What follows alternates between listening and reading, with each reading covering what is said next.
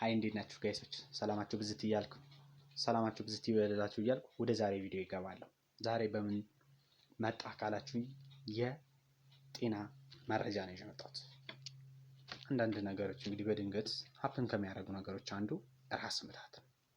ትንሽ ስለ ራስ ምታት ላወራ ወድጃለሁ። የራስ ምታት መንስኤዎቹ ምንድን ናቸው? ህመም የሚሰማን ከጭንቅላታችን ክፍል ውስጥ ነው። በአንድ በኩል አሊያም ደግሞ በሁለት በኩል ሊከሰት ይችላል።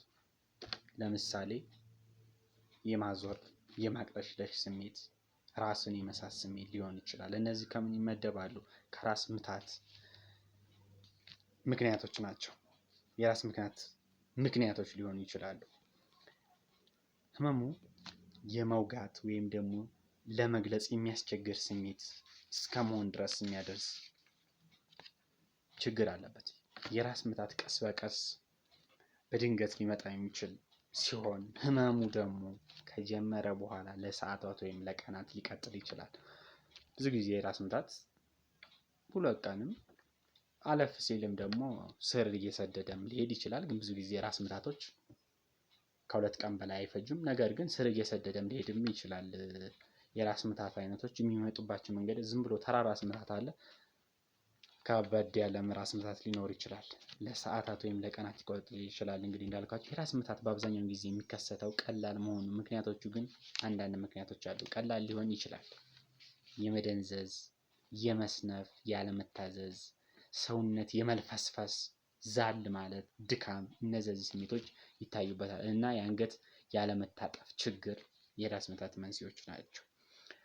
እንግዲህ ማቅለሽለሽ ከተከሰተ ሕክምና ከባለሙያ ማማከር ያስፈልጋል። የማቅለሽለሽ ችግር ካለ ስለዚህ ራስን የመሳት ከተከሰተ የመቆጣጠር ወይም የሰዎችን ንግግር ያለመቻል ከተከሰተ ከፍተኛ ትኩሳት ካለብን ከ39 ዲግሪ ሴንቲግሬድ በላይ በአንድም በኩል ያለ ሰውነት ከሆነ መካከል ድንገተኛ የሳይነስ ኢንፌክሽን በጭንቅላት ውስጥ ወይም በደም መልስ ውስጥ ደም መርጋት፣ በጭንቅላት ወይም የደም ቧንቧ መወጠር፣ መስፋት፣ መከሰት ሊኖር ስለሚችል ባለሙያ ማማከሩ የተሻለ ነው።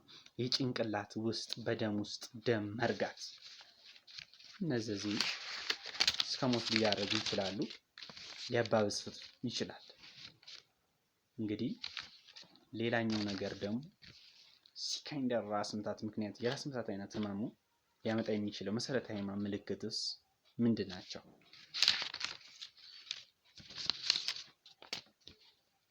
እንግዲህ ፕራይማሪ የራስ ምታት ሌላኛው ምክንያት ምንድን ነው? አንደኛው የራስ ምታት አይነት የሚከሰተው በጭንቅላት ውስጥ ነው። በጣም ከሚታወቀው የራስ ምታት አንዱ እንግዲህ ክላስተር ሄዲክ ማይግሬን የሚባለው ይሄ እንግዲህ ማይግሬን ቴንሽን ከቴንሽን አንጻር ከአኗኗር አንጻር የራስ ምታት የአይነቶች የተወሰኑ አኗኗር ዘይቤ ሊኖር ይችላል። ከአኗኗር ዘይቤያችንም ሊከሰት ይችላል። ስለዚህ የአኗኗር ዘይቤን በተቻለ መጠን ማሻሻል ያስፈልጋል። ይሄ ለምሳሌ ቴንሽን ብዙ ጊዜ እረፍት ያለማድረግ የራስ ምታትም መንስኤ ሊሆን ስለሚችል መጠንቀቅ ይኖርብናል ማለት ነው። የዛሬ መልእክቴ ይህንን ይመስላል። ይህን ቪዲዮ በቀጣይ ደግሞ ምን ችግሮች ያስከትላል የሚሉትን ሳይሆን መፍትሄዎቹስ ምን መደረግ አለባቸው የሚሉትን ነገር ይዤላችሁ እመጣለሁ። ለዛሬ የነበረኝ ቆይታ ይህን ይመስላል። ቻው።